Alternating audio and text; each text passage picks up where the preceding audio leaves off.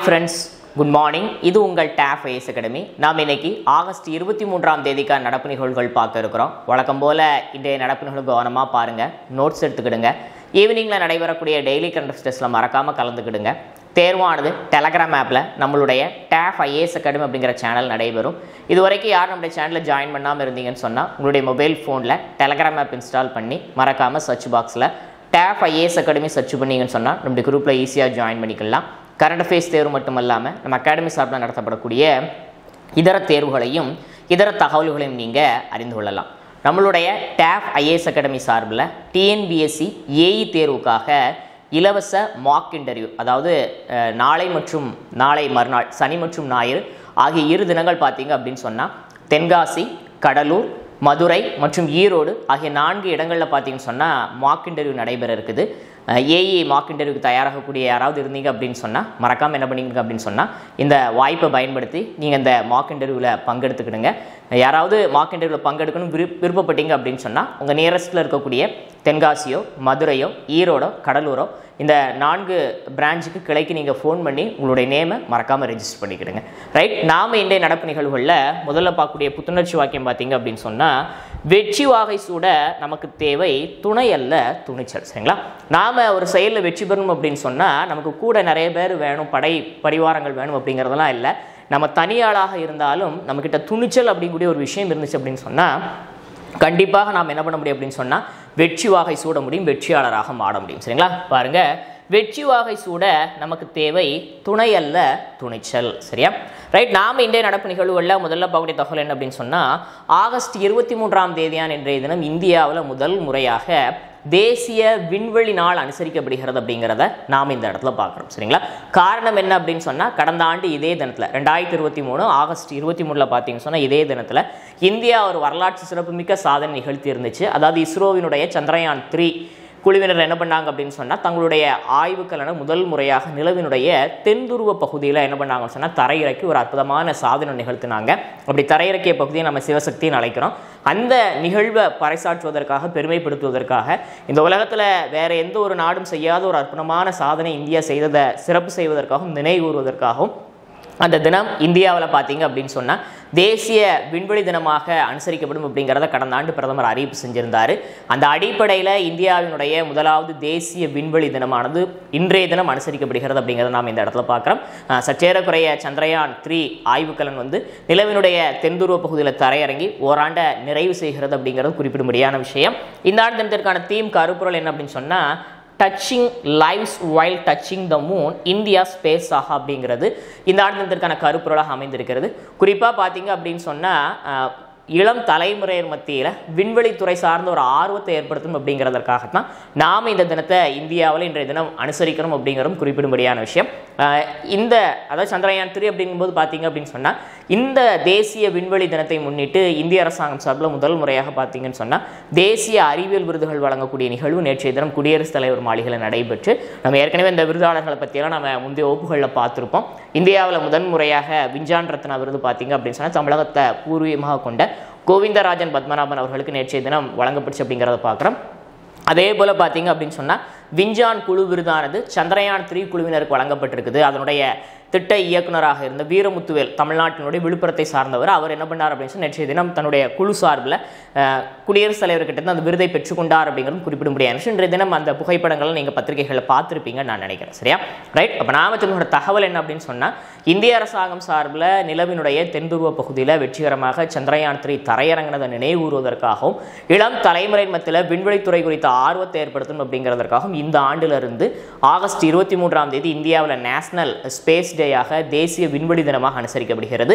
அந்த அடிப்படையில் இந்த ஆண்டு முதலாவது விண்வெளி தினம் அனுசரிக்கப்படுகிறது. இந்த ஆண்டு தினத்திற்கான தீம் கருப்பொருள் என்ன அப்படின்னு சொன்னால், touching lives while touching the moon India space aha. சரிங்களா, ரைட். நம்ம அடுத்து பார்க்கக்கூடிய தகவல் என்ன அப்படின்னு சொன்னால், இன்றைய தினமானது சர்வதேச அளவில் அடிமை வியாபாரத்தில் அடிமையாக விற்கப்பட்டவங்க இருக்கிறாங்க இல்லையா, அவங்கள நினைவுறுவதற்கான ஒரு சர்வதேச தினமாக அனுசரிக்கப்படுகிறது அப்படிங்கிறத நாம் இந்த இடத்துல பார்க்குறோம். அதாவது அந்த காலத்தில் இருந்த அடிமைத்தனம் அப்படிங்கிறது சற்றேறக்குறைய இந்த உலகத்தில் ஒழிக்கப்பட்டு விட்டது. ஆனால் அடிமை அப்படிங்கிறது பல புதிய பரிமாணங்களில் இன்றைய காலகட்டத்தில் உலகினுடைய பல்வேறு பகுதிகளிலும் காணப்படுகிறது. கொத்தடிமை முறையாக எடுத்துக்கொள்ளலாம், இல்லை குழந்தைகளோ பெரியவங்களோ கடத்தப்பட்டு அவங்க அடிமைகளாக வேலை வாங்கப்படுவது, பாலியல் ரீதியான துன்புறுத்தலுக்கு உள்ளாக்கப்படுவது எல்லாமே பார்த்தீங்க அப்படின்னு சொன்னால் அடிமைத்தனத்தை தான் இந்த நவீன யுகத்தில் அது குறிக்குது. அந்த அடிப்படையில் உலகளாவிய அளவில் அடிமைத்தனத்தில் பாதிக்கப்பட்டிருக்கக்கூடிய அவங்களை நினைவுறுவதற்காக இன்றைய தினம் பார்த்தீங்கன்னு சொன்னால் international day for the remembrance of the slave trade and abolition தினம் ஐநாவால் இன்றைய தினம் அனுசரிக்கப்படுகிறது அப்படிங்கிறத நாம் இந்த இடத்துல பார்க்குறோம்.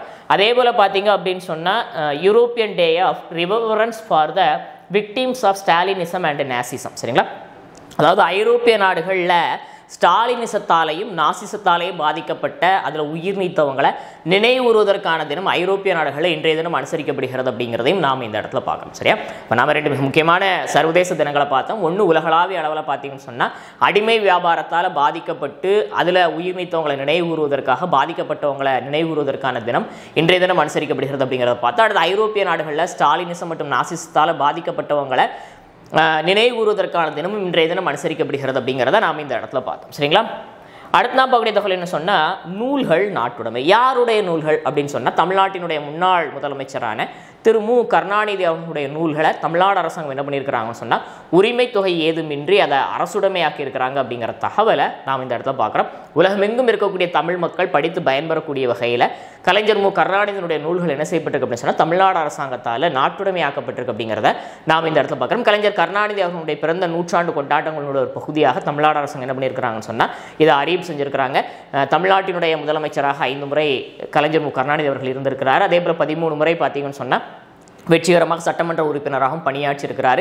தன்னுடைய வாழ்நாளில் சற்றேறக்குறைய 15 புதினங்கள், 20 நாடகங்கள், 15 சிறுகதைகள், 210 கவிதைகள், 75 திரைப்படங்களுக்கு பார்த்தீங்கன்னு சொன்னால் கதை, திரைக்கதை வசனங்கள், அது மட்டும் இல்லாமல் தான் பணியாற்றிய பத்திரிகைகளில் பல்வேறு காலகட்டங்களில் பல்வேறு தலையங்கங்கள்லாம் எழுதியிருக்கிறார் கலைஞர் மு கருணாநிதி அவர்கள். அவருடைய எழுத்துக்கள் அனைத்துமே பார்த்தீங்கன்னு சொன்னால் உரிமை தொகை ஏதுமே இல்லாமல் தமிழ்நாடு அரசாங்கம் என்ன பண்ணியிருக்கிறாங்கன்னு சொன்னால் உலகத்தில் இருக்கக்கூடிய அனைத்து தரப்பட்ட தமிழ் மக்களும் அதை பயன்படுத்தணும் அப்படிங்கிறதற்காக நாட்டுடைமை ஆக்கியிருக்கிறாங்க அப்படிங்கிற தகவலை நாம் இந்த இடத்துல பார்த்தோம். சரியா, இப்போ நம்ம தெரிஞ்சுக்கிற தகவல் என்ன அப்படின்னு சொன்னால் தமிழ்நாட்டினுடைய முன்னாள் முதலமைச்சரான திரு மு கருணாநிதி அவர்களுடைய பிறந்த நூற்றாண்டை முன்னிட்டு அவருடைய நூல்களை தமிழ்நாடு அரசாங்கம் உரிமை தொகை ஏதும் இல்லாமல் என்ன பண்ணியிருக்கிறாங்க சொன்னால் நாட்டுடைமை ஆக்கியிருக்கிறாங்க அப்படிங்கிற தகவலை நாம் இந்த இடத்துல பார்த்தோம். சரிங்களா, அடுத்த பகுதி தகவல் என்னன்னு சொன்னால் முதலமைச்சருடைய ஆராய்ச்சி ஊக்கத்தொகை திட்டம் தொடக்கம். சரிங்களா, தமிழ்நாடு முதலமைச்சர் சார்பில் தலைமைச் செயலகத்தில் நடைபெற்ற நிகழ்வுகளில் இந்த திட்டமானது தொடங்கி வைக்கப்பட்டிருக்குது. அது என்ன முதலமைச்சருடைய ஆராய்ச்சி ஊக்கத்தொகை திட்டம் அப்படின்னு சொன்னால் தமிழ்நாட்டில் PhD செய்யக்கூடிய மாணாக்கர்கள் இருக்கிறாங்க இல்லையா, அவங்களில் திறன் வாய்ந்தவங்களை கண்டறிந்து அவங்களுக்கு ஒரு சற்றேறக்குறைய ஒரு வருஷத்துக்கு பார்த்தீங்கன்னு சொன்னால் ஒரு 120 நபர்களுக்கு தமிழ்நாடு அரசாங்கம் என்ன பண்ணுதாங்க அப்படின்னு சொன்னால் உதவித்தொகையை வழங்குறாங்க. அந்த அடிப்படையில் சமீபத்தில் தேர்வு நடத்தப்பட்டு தமிழகம் முழுக்க இருக்கக்கூடிய இந்த ஆராய்ச்சி படிப்புகளில் ஈடுபடக்கூடியவங்க தேர்ந்தெடுக்கப்பட்டிருக்கிறாங்க. அதில் ஒரு 120 நபர்களுக்கு தமிழ்நாடு அரசாங்கம் முதல் கட்டமாக என்ன பண்ணுதாங்க அப்படின்னு சொன்னால் தற்பொழுது 3 ஆண்டுகளுக்கு மாதந்தோறும் பார்த்தீங்கன்னு சொன்னால் சற்றேறக்குறைய 25,000 ரூபாய் ஊக்கத்தொகை வழங்கக்கூடிய திட்டமாக என்ன செய்யப்பட்டிருக்கு அப்படின்னு சொன்னால் இந்த திட்டம் தொடங்கி வைக்கப்பட்டிருக்கு அப்படிங்கிறத நாம் இந்த இடத்துல பார்க்குறோம். சரிங்களா, ரைட். ஆராய்ச்சி மற்றும் புதிய கண்டுபிடிப்பு திறன்களை கொண்டிருக்கக்கூடிய மாணாக்கர்கள் அடையாளம் கண்டு அவங்களுடைய திறன்களை மேலும் மேம்படுத்துவதற்காக அவங்களுடைய ஆராய்ச்சிகளுக்கு படிப்புகளுக்கு உதவி செய்வதற்காக தமிழ்நாடு அரசாங்கம் இந்த திட்டத்தை தொடங்கி இருக்கிறாங்க. இந்த திட்டத்தின் அடிப்படையில் 120 மாணாக்கர்கள் தேர்வு நடத்தப்பட்டு அந்த தேர்வு மூலமாக தேர்ந்தெடுக்கப்பட்டு அவங்களுக்கு என்ன செய்யப்படுதுன்னு சொன்னால் 3 ஆண்டுகளுக்கு மாதந்தோறும் உதவித்தொகை வழங்கப்பட இருக்கு அப்படிங்கிறத பார்த்தோம். இதற்காக தமிழ்நாடு அரசாங்கம் சற்றேறக்குறைய 12.31 கோடி ரூபாய் என்ன செஞ்சிருக்கிறாங்கன்னு சொன்னால் ஒதுக்கி இருக்கிறாங்க அப்படிங்கிறது குறிப்பிட முடியாத விஷயம். இந்த திட்டம் கடந்த ஒரு சில ஆண்டுகளுக்கு முன்னால் 2022 பல்கலைக்கழக துணைவேந்தர்கள் மாநாடு நடத்தப்பட்டுச்சு. அந்த மாநாட்டில் முதலமைச்சர் திரு மு க ஸ்டாலின் அவர்கள் கலந்து கொண்டு பேசும்போது என்ன சொல்லியிருப்பார் அப்படின்னு சொன்னால் இந்த திட்டம் தொடங்கப்படும் அப்படிங்கிறத தெரியப்படுத்தியிருப்பார். அந்த அடிப்படையில் செஞ்சிருக்கு அப்படின்னு சொன்னால் தற்போது இந்த திட்டம் தொடங்கி வைக்கப்பட்டிருக்கிறது அப்படிங்கிறத நாம் இந்த இடத்துல பார்க்குறோம். சரிங்களா, அடுத்த பகுதி தகவல்னு சொன்னால் புரிந்துணர்வு ஒப்பந்தம். யாருக்கும் இடையே புரிந்துணர்வு ஒப்பந்தம் சொன்னால் தமிழ்நாடு தொழில் வழிகாட்டி நிறுவனத்திற்கும் அதே போல் பார்த்தீங்கன்னு சொன்னால் டாபர் இந்தியா நிறுவனம், இந்தியாவினுடைய மிக பிரம்மாண்டமான உணவுப் பொருட்கள் மற்றும் இதர பானங்களை தயாரிக்கக்கூடிய மிக முக்கியமான நிறுவனம் தான் என்ன அப்படின்னு சொன்னால் டாபர் இந்தியா நிறுவனம். இப்போ இந்த டாபர் இந்தியா நிறுவனம் தமிழ்நாட்டில் என்ன பண்ண இருக்கிறாங்கன்னு சொன்னால் புதிய உற்பத்தி ஆலை ஒன்று தொடங்க இருக்கிறாங்க. சற்றேறக்குறைய 400 கோடி ரூபாய் மதிப்பீட்டில். அதற்காக தான் என்ன பண்ணியிருக்கிறாங்க அப்படின்னு சொன்னால் தமிழ்நாடு அரசாங்கத்தோடு அவங்க ஒரு ஒப்பந்த முன்னேற்ற தினம் கையெழுத்து போட்டிருக்கிறாங்க. தலைமைச் செயலகத்தில் நடைபெற்ற நிகழ்வுகளில் முதலமைச்சர் முன்னிலையில் என்ன செய்யப்பட்டிருக்கு அப்படின்னு சொன்னால் இந்த ஒப்பந்தம் கையெழுத்தாக இருக்கு அப்படிங்கிறது குறிப்பிட முடியாத விஷயம். எங்க தொழிற்சாலை அமைக்க இருக்கு அப்படின்னு சொன்னால் விழுப்புரம் மாவட்டத்தில் அமைந்திருக்கக்கூடிய திண்டிவனம் சிப்காட், சரிங்களா, அந்த சிப்காட் உணவு பூங்காவில் என்ன பண்ணப்பட இருக்கு அப்படின்னு சொன்னால் இந்த ஆலை அமைய இருக்கு அப்படிங்கிறது குறிப்பிட முடியாது. இதன் மூலமாக நேரடியாகவும் மறைமுகம் பல்லாயிரக்கணக்கான நபர்களுக்கு வேலை வாய்ப்புகள் கிடைக்கும் அப்படிங்கிறது குறிப்பிடத்தக்க. சரியா, இப்போ நாம் தெரிந்து ஒரு தகவல் என்ன அப்படின்னு சொன்னால் இந்தியாவினுடைய மிக பிரம்மாண்டமான நிறுவனங்களில் ஒன்றான டாபர் இந்தியா நிறுவனம் தமிழ்நாட்டில் விழுப்புரம் மாவட்டம் திண்டிவனத்தில் அமைந்திருக்கக்கூடிய சிப்காட்டில் உணவு பூங்கால் என்ன பண்ணுறாங்க அப்படின்னு சொன்னால் தன்னுடைய புதிய உற்பத்தி ஆலை சற்றேறக்குறைய 400 கோடி ரூபாய் மதிப்பீட்டில் தொடங்க இருக்கிறாங்க. அதற்கான புரிந்துணர்வு ஒப்பந்தம் தமிழ்நாடு அரசாங்கத்தினுடைய தொழில் வழிகாட்டி நிறுவனத்திற்கும் டாபர் இந்தியா நிறுவனத்திற்கும் இடையே முதலமைச்சர் முன்னிலையில் தலைமைச் செயலகத்தை கையெழுத்தாக இருக்கு அப்படிங்கிற தகவலை நாம் இந்த இடத்துல தெரிஞ்சுக்கிட்டோம். சரிங்களா, அடுத்த பார்க்கக்கூடிய தகவல் என்ன சொன்னால் மிகப்பெரிய அனுமன் சிலை திறப்பு எங்கே திறக்கப்பட்டிருக்குது அப்படின்னு சொன்னால் அமெரிக்காவில் பார்த்தீங்கன்னு சொன்னால் ஸ்ரீ அஷ்டலட்சுமி கோயில் எங்கே அமைஞ்சிருக்குன்னு சொன்னால் ஹூஸ்டன், அதாவது டெக்சாஸ் மாகாணத்தில் ஹூஸ்டன் அப்படிங்கிற பகுதியில் இந்த கோயில் அமைஞ்சிருக்குது அமெரிக்காவில். இப்போ இந்த கோயிலில் தான் பார்த்தீங்கன்னு சொன்னால் சற்றேறக்குறைய 90 அடி உயரமான இந்த அனுமன் சிலை என்ன செய்யப்பட்டிருக்கு அப்படின்னு சொன்னால் திறக்கப்பட்டிருக்குது. இந்த அனுமன் சிலைக்கு என்ன பெயர் சூட்டிருக்கிறாங்க அப்படின்னு சொன்னால் ஒன்றிணைப்பு சிலை, யூனிட்டி சிலை அப்படின்னு சொல்லி என்ன பண்ணிருக்காங்க, ஸ்டாச்சு ஆஃப் யூனிட்டி நம்ம எடுத்துக்கலாம். ஒன்றிணைப்பு சிலைன்னு என்ன பண்ணியிருக்கிறாங்கன்னு சொன்னால் பெயர் சூட்டி இருக்கிறாங்க அப்படிங்கிறத பார்க்குறோம். அதாவது இந்தியாவுக்கு வெளியில் அமைக்கப்பட்டு இருக்கக்கூடிய மிக உயரமான அனுமன் சிலையாக இது கருதப்படுகிறது. அதே போல் அமெரிக்காவில் அமைந்திருக்கக்கூடிய மிக உயரமான சிலைகளில் 3வது உயரமான சிலை இது அப்படிங்கிறது குறிப்பிடத்தக்கது. அமெரிக்காவினோட உயரமான சிலையாக பார்த்தீங்கன்னா ஸ்டாச்சு ஆஃப் லிபர்ட்டி, அதாவது சுதந்திர தேவனுடைய சிலை அமைஞ்சிருக்கிறது. அந்த அடிப்படையில் அமெரிக்காவினுடைய 3வது மிக பிரம்மாண்டமான பெரிய சிலையாகவும் உலகுக்கு வெளியில் இந்தியாவுக்கு வெளியில் அமைக்கப்பட்டிருக்கக்கூடிய உலகின் மிகப்பெரிய அனுமன் சிலையாகவும் எது மாறி இருக்குது அப்படின்னு சொன்னால் இந்த ஒன்றிணைப்பு சிலை என அழைக்கப்படக்கூடிய இந்த அனுமன் சிலை மாறி இருக்குது அப்படிங்கிற தகவலை நாம் இந்த இடத்துல பார்த்தோம். சரியா, இப்போ நாம் தெரிந்த ஒரு தகவல் என்ன அப்படின்னு சொன்னால் அமெரிக்காவில் ஹூஸ்டன், டெக்சாஸ் மாகாணத்தில் ஹூஸ்டனில் அமைந்திருக்கக்கூடிய அஷ்டலட்சுமி கோயில் வளாகத்தில் சற்றேறக்குறைய 90 அடி உயரமான அனுமன் சிலை திறக்கப்பட்டிருக்கு. இந்த சிலைக்கு வந்து ஒன்றிணைப்பு சிலைன்னு பெயர் சூட்டப்பட்டிருக்கு. இந்த உலகத்தில் இந்தியாவுக்கு வெளியில் திறக்கப்பட்டுள்ள மிக உயரமான அனுமன் சிலையாகவும் அமெரிக்காவினுடைய 3வது மிகப்பெரிய அனுமன் சிலையாகவும் பெரிய சிலையாகவும் இந்த அனுமன் சிலை மாறி இருக்கு அப்படிங்கிறது குறிப்பிடத்தக்க. சரிங்களா, அடுத்த தகவல் என்னன்னு சொன்னால் உலகினுடைய 2வது மிகப்பெரிய வைரம் கண்டெடுக்கப்பட்டிருக்கு அப்படிங்கிறத நாம் இந்த இடத்துல பார்க்க எங்க கண்டெடுத்திருக்கிறாங்க அப்படின்னு சொன்னால் தென் மத்திய ஆப்பிரிக்க நாடான பாஸ்டுவானா அப்படிங்கிற ஒரு நாட்டில் நடைபெற்ற அந்த சுரங்க தொழில் வைரம் எடுப்பதால் சுரங்க தோண்டுவாங்க இல்லையா, அப்படி தோண்டப்பட்ட சுரங்கத்தில் பார்த்தீங்கன்னு சொன்னால் சற்றேறக்குறைய 2492 கேரட் மதிப்புடைய வைரம் என்ன செய்யப்பட்டிருக்குன்னு சொன்னால் கண்டெடுக்கப்பட்டிருக்குது. இந்த வைரத்தை கனடாவை சார்ந்த தனியார் நிறுவனமான லுக்காரா டைமண்ட் கார்பரேஷன் என்ன பண்ணியிருக்குன்னு சொன்னால் கண்டுபிடிச்சிருக்கிறாங்க அப்படிங்கிறத பார்க்குறோம்.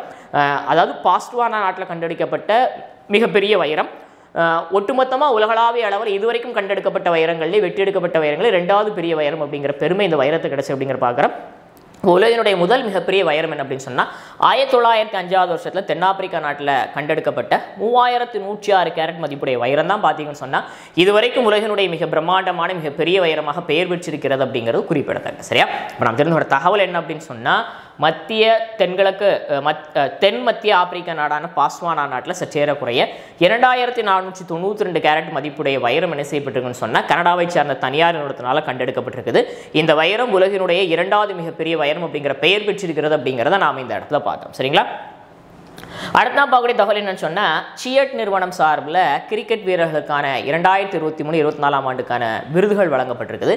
அதில் இந்த ஆண்டு இந்தியா மட்டும் இல்லை உலகத்திலேயே சிறந்த கிரிக்கெட் வீரராக யார் தேர்ந்தெடுக்கப்பட்டிருக்கிறாங்க அப்படின்னு சொன்னால் இந்திய அணியினுடைய கேப்டனாக இருக்கக்கூடிய ரோஹித் சர்மா தேர்ந்தெடுக்கப்பட்டிருக்கார். சமீபத்தில் T20 உலகக்கோப்பை போட்டிகளை வெற்றி பெறுவதற்கு காரணகர்த்தாவாக அவருடைய தலைமையிலான அணி அமைஞ்சிச்சு அப்படிங்கிறது குறிப்பிட முடியாத விஷயம். அதே போல் பார்த்தீங்கன்னு சொன்னால் சிறந்த ஒருநாள் கிரிக்கெட் வீரருக்கான விருது இளம் வீரர்கள் ஒருவரான விராட் கோலி அவர்களுக்கு வழங்கப்பட்டிருக்குது. அவர் இப்போ மூத்த வீரர் தான்.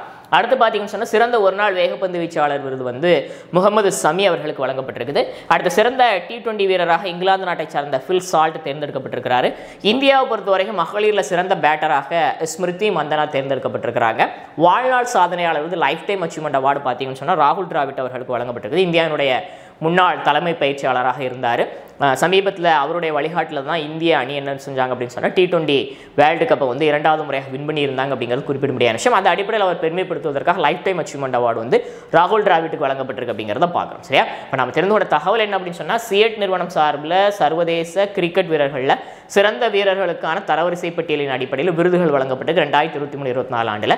அதில் உலகத்திலேயே சிறந்த சர்வதேச கிரிக்கெட் வீரராக ரோஹித் சர்மா தேர்ந்தெடுக்கப்பட்டிருக்கிறாரு. சிறந்த ஒருநாள் கிரிக்கெட் வீரராக விராட் கோலியும், ஒருநாள் போட்டிகளில் சிறந்த பவுலராக வேகப்பந்து வீச்சாளராக முகமது ஷமியும் தேர்ந்தெடுக்கப்பட்டிருக்கிறாங்க. T20 சிறந்த வீரராக இங்கிலாந்து நாட்டினுடைய ஃபில் சால்ட் தேர்ந்தெடுக்கப்பட்டிருக்கிறாரு. இந்தியாவை பொறுத்த வரைக்கும் சிறந்த வீராங்கனையாக ஸ்மிருதி மந்தனா தேர்ந்தெடுக்கப்பட்டிருக்கிறாங்க பேட்டராக. அதே போல் பார்த்தீங்க அப்படின்னு சொன்னால் லைஃப் டைம் அச்சீவ்மெண்ட் அவார்டு வந்து ராகுல் டிராவிட் அவர்களுக்கு வழங்கப்பட்டிருக்கு அப்படிங்கிறத நாம் இந்த இடத்துல பார்த்தோம். சரிங்களா? ரைட், நம்ம ரீகேப் பார்க்க இருக்கிறோம். ஆரம்பத்தில் என்ன பார்த்தோம் அப்படின்னு சொன்னால் இந்தியாவில் ஆகஸ்ட் 23 இன்றைய தினம் முதலாவது தேசிய விண்வெளி தினம் அனுசரிக்கப்பட்டிருக்கு அப்படிங்கிறத பார்க்குறோம். அதாவது கடந்த ஆண்டு இதே தினத்தில் இந்தியாவினுடைய இஸ்ரோ விஞ்ஞானிகள் சந்திரயான் 3 ஆய்வுக்களத்தை என்ன பண்ணாங்கன்னு சொன்னால் வெற்றிகரமாக நிலவினுடைய தென்துருவ பகுதியில் தரையிறக்கினாங்க. இதன் மூலமாக நிலவினுடைய தென்துருவ பகுதியில் ஆய்வுக்களம் தரையிறக்க முதலாவது உலக நாடு அப்படிங்கிற பெருமை இந்தியாவுக்கு கிடைச்சிச்சு. அது மட்டும் இல்லாமல் நிலவினுடைய மேற்பகுதியில் ஆய்வுக்கலன் தரையிறக்க 4வது நாடு அப்படிங்கிற பெருமைக்குரிய நாடாகவும் இந்தியா மாறிச்சு. அந்த அடிப்படையில் இதை சிறப்பு செய்வதற்காகவும் இளம் தலைமுறை மத்தியில் விண்வெளித்துறை குறித்த ஒரு ஆர்வத்தை ஏற்படுத்தணும் அப்படிங்கிறதற்காகவும் இந்த தினம் இந்தியாவில் இந்த ஆண்டு முதல் பார்த்தீங்கன்னு சொன்னால் தேசிய விண்வெளி தினமாக அனுசரிக்கப்படுகிறது. இந்த ஆண்டுக்கான கருப்பொருள் தீம் என்ன அப்படின்னு சொன்னால் touching lives while touching the moon India space ஆக அப்படிங்கிறது இந்த ஆண்டு தினத்திற்கான கருப்பொருளாக அமைந்திருக்கிறது. குறிப்பாக பார்த்தீங்கன்னு சொன்னால் இந்த தினத்தை முன்னிட்டு இந்திய அரசாங்கம் சார்பில் முதல் முறையாக தேசிய அறிவியல் விருதுகள் அறிவிக்கப்பட்டுச்சு. அந்த அடிப்படையில் நேற்றைய தினம் குடியரசுத் தலைவர் மாளிகையில் நடைபெற்ற நிகழ்வுகளில் அந்த விருதுகள் வழங்கப்பட்டு அதில் மிக முக்கியமான விருதான விஞ்ஞான் ரத்னா விருது தமிழ்நாட்டை பூர்வீகமாக கொண்ட கோவிந்தராஜன் பத்மநாபன் அவர்களுக்கு முதல் முறையாக வழங்கப்பட்டிருக்கு அப்படிங்கிறத பார்த்தோம். அதே போல் சந்திரயான் 3 குழுவினருக்கு பார்த்தீங்கன்னு சொன்னால் விஞ்ஞான் குழு விருது வழங்கப்பட்டுச்சு. அந்த விருது அந்த குழுவினுடைய திட்ட இயக்குநராக இருந்த தமிழகத்தை சார்ந்த வீரமுத்துவேல் அவர்கள் பெற்றுக்கொண்டார் அப்படிங்கிறதை நாம் இந்த இடத்துல பார்க்கணும். சரிங்களா? அடுத்த பார்த்தவர்கள் என்ன அப்படின்னு சொன்னால் உலகளாவிய அளவில் அடிமைத்தனத்தால் பாதிக்கப்பட்டு அந்த விற்பனையால் பாதிக்கப்பட்டிருக்கக்கூடிய அந்த நபர்கள் இருக்கிறாங்க இல்லையா, அவங்களை நினைவுறுவதற்கான சர்வதேச தினம் அது international day for the remembrance of the slave trade and its abolition தினம் வந்து ஆகஸ்ட் 23 அனுசரிக்கப்படுகிறது பார்க்குறோம். அதே போல் ஐரோப்பிய நாடுகளில் நாசிசத்தாலையும் ஸ்டாலிசத்தாலையும் பாதிக்கப்பட்டிருக்கக்கூடிய நபர்கள் நினைவுறுவதற்கான European day of remembrance for the victims of Stalinism and Nazism August 23 இன்றைய தினம் அனுசரிக்கப்படுகிறது அப்படிங்கிறத பார்த்தோம். அடுத்து தமிழ்நாட்டினுடைய முன்னாள் முதலமைச்சர்கள் ஒருவரான திரு மு கருணாநிதி அவருடைய பிறந்த நூற்றாண்டை முன்னிட்டு தமிழ்நாடு அரசாங்கம் அவருடைய நூல்கள் அனைத்தையும் பார்த்தீங்கன்னு சொன்னால் உரிமை தொகை ஏதுமின்றி அரசுடைமை ஆக்கியிருக்காங்க அப்படிங்கிறத நாம் இந்த இடத்துல பார்த்தோம். 5 முறை தமிழ்நாட்டினுடைய முதல்வராகவும் 13 முறை சட்டமன்ற உறுப்பினராகவும் திரு மு கருணாநிதி அவர்கள் பணியாற்றியிருக்கிறார். தன்னுடைய வாழ்நாளில் சற்றேறக்குறைய 15 புதினங்கள், 20 நாடகங்கள், 15 சிறுகதைகள், 210 கவிதைகள், அதே போல 75 திரைப்படங்களுக்கு பார்த்தீங்கன்னு சொன்னால் கதை, திரைக்கதை வசங்கள் எழுதியிருக்கார். பல்வேறு பத்திரிகைகளில் தலையங்கங்கள் இயற்றியிருக்கிறாரு. உலகெங்கும் இருக்கக்கூடிய தமிழ் மக்கள் அவருடைய நூல்களை இலவசமாக பயன்படுத்தணும் அப்படிங்கிறதற்காக வாசித்து பயன்பெறணும் அப்படிங்கிறதுக்காக தமிழ்நாடு அரசாங்கம் எந்த விதமான உரிமை தொகையும் இன்று என்ன பண்ணியிருக்கிறாங்கன்னு சொன்னால் அவருடைய நூல்கள் அனைத்தையும் நாட்டுடைமை ஆக்கியிருக்கிறாங்க அப்படிங்கிறத நாம் இந்த இடத்துல பார்த்தோம். சரிங்களா? அடுத்து தமிழ்நாட்டில் புதிதாக ஒரு திட்டம் ஒன்று தொடங்கப்பட்டிருக்கு. தமிழ்நாட்டில் PhD செய்யக்கூடிய இளம் தலைமுறையினர் கண்டறிந்து அவங்களுடைய அந்த கண்டுபிடிப்பு திறனை ஊக்குவிக்கணும் அப்படிங்கிறதுக்காக தமிழ்நாடு அரசாங்கம் என்ன பண்ணியிருக்கிறாங்கன்னு சொன்னால் 3 ஆண்டுகளுக்கு மாதந்தோறும் சற்றேறக்குறைய 25,000 ரூபாய் வழங்கக்கூடிய திட்டமான முதலமைச்சரின் ஆராய்ச்சி ஊக்கத்தொகை திட்டத்தை நேற்றைய தினம் தொடங்கி வச்சிருக்கார் தமிழ்நாடு முதலமைச்சர். முதல் கட்டமாக ஒரு 120 மாணாக்கர்களுக்கு என்ன செய்யப்படுச்சு அப்படின்னு சொன்னால் இந்த ஊக்கத்தொகை வழங்கப்பட்டிருக்குது. 3 ஆண்டுகள் ஊக்கத்தொகை வழங்கப்படும். இதற்காக பார்த்தீங்கன்னு சொன்னால் 12.31 கோடி ரூபாய் தமிழ்நாடு அரசாங்கம் ஒதுக்கீடு செஞ்சிருக்கிறாங்க அப்படிங்கிறத பார்த்தோம். இந்த 120 மாணாக்கர்களும் பல தேர்வுகளின் அடிப்படையில் என்ன செய்யப்பட்டிருக்கிறாங்க அப்படின்னு சொன்னால் தமிழ்நாடு அரசால் தேர்ந்தெடுக்கப்பட்டிருக்கிறாங்க அப்படிங்கிறது குறிப்பிடத்தக்க. சரிங்களா? அடுத்த பார்த்தவர்கள் என்ன அப்படின்னு சொன்னால் தமிழ்நாட்டில் இந்தியாவுடைய மிக முன்னணி நிறுவனங்களான டாபர் இந்தியா நிறுவனம் தமிழ்நாட்டில் என்ன செய்யப்படுங்க சார் தன்னுடைய ஆலை ஒன்றை வந்து உற்பத்தி ஆலை ஒன்றை வந்து சற்றேறக்குறைய 400 கோடி ரூபாய் மதிப்பீட்டில் வந்து தொடங்க இருக்கிறாங்க. அந்த அடிப்படையில் பார்த்தீங்க அப்படின்னு சொன்னால் அந்த ஆலை எங்கே அமைய இருக்குது அப்படின்னு சொன்னால் விழுப்புரம் மாவட்டம் திண்டிவனத்தில் அமைந்திருக்கக்கூடிய உணவு பூங்கா சிப்காட்டில் அந்த ஆலை தொடங்கப்பட இருக்குது. அதற்கான ஒப்பந்தம் தமிழ்நாடு முதலமைச்சர் முன்னிலையில் தலைமைச் செயலகத்தின் நடைச்சு அப்படிங்கிறது நான் இந்த இடத்துல பார்க்குறேன். ஒப்பந்தத்தில் டாபர் இந்தியா நிறுவனம் தமிழ்நாடு அரசாங்கத்தினுடைய தொழில் வழிகாட்டு நிறுவனம் கையொப்பமிட்டிருக்கிறாங்க அப்படிங்கிறத நாம் இந்த இடத்துல பார்த்தோம். சரிங்களா? அடுத்து இந்த உலகத்திலேயே இந்தியாவுக்கு வெளியில் மிக உயரமான அனுமன் சிலை அமெரிக்காவில் டெக்சாஸ் மாகாணத்தில் ஹூஸ்டனில் அமைந்திருக்கக்கூடிய அஷ்டலட்சுமி கோயில் வளாகத்தில் திறக்கப்பட்டிருக்கு அப்படிங்கிறத பார்க்குறோம். 90 அடி உயரமான இந்த சிலைக்கு ஒன்றிணைப்பு சிலைன்னு பெயர் சூட்டப்பட்டிருக்குது. அமெரிக்காவினுடைய 3வது மிக உயரமான சிலையாகவும் இந்தியாவுக்கு வெளியில் திறக்கப்பட்டிருக்கக்கூடிய மிக உயரமான அனுமன் சிலையாகவும் இந்த சிலை மாறி இருக்கு அப்படிங்கிறத நாம் இந்த இடத்துல பார்த்தோம். சரிங்களா? அடுத்த பார்த்தவர்கள் என்ன அப்படின்னு சொன்னால் இந்த உலகத்தில் 2வது மிகப்பெரிய உயரம் கண்டெடுக்கப்பட்டிருக்குது. தென்மத்திய ஆப்பிரிக்க நாடான பாஸ்வானால கனடாவை சார்ந்த தனியார் நிறுவனமான லுகாரா டைமண்ட் கார்பரேஷன் வந்து சுரங்கத் தொழிலில் ஈடுபட்டு இருக்கிறாங்க. அப்படி சுரங்கத் தொழிலில் வைரம் வெட்டி எடுக்கப்பட்டு அந்த வைரத்தினுடைய மதிப்பு என்ன அப்படின்னு சொன்னால் சற்றேறக்குறைய 2492 கேரட் மதிப்புடைய வைரம், நிறைய ரூபாய் வரும். சரிங்களா? அந்த அடிப்படையில் இந்த உலகத்தில் இதுவரைக்கும் வெட்டி எடுக்கப்பட்ட கண்டெடுக்கப்பட்ட வைரங்கள் இது இரண்டாவது மிகப்பெரிய வைரமாக மாறி இருக்கு அப்படிங்கிறத பார்க்குறோம். முதலாவது வைரம் 1905 தென்னாப்பிரிக்காவில் கண்டெடுக்கப்பட்ட வைரம் 3106 கேரட் மதிப்புடைய அந்த வைரம் தான் இதுவரைக்கும் உலகத்தில் கண்டறியப்பட்ட வைரங்களில் மிகப்பெரிய வைரம் அப்படிங்கிறது குறிப்பிடத்தக்கது.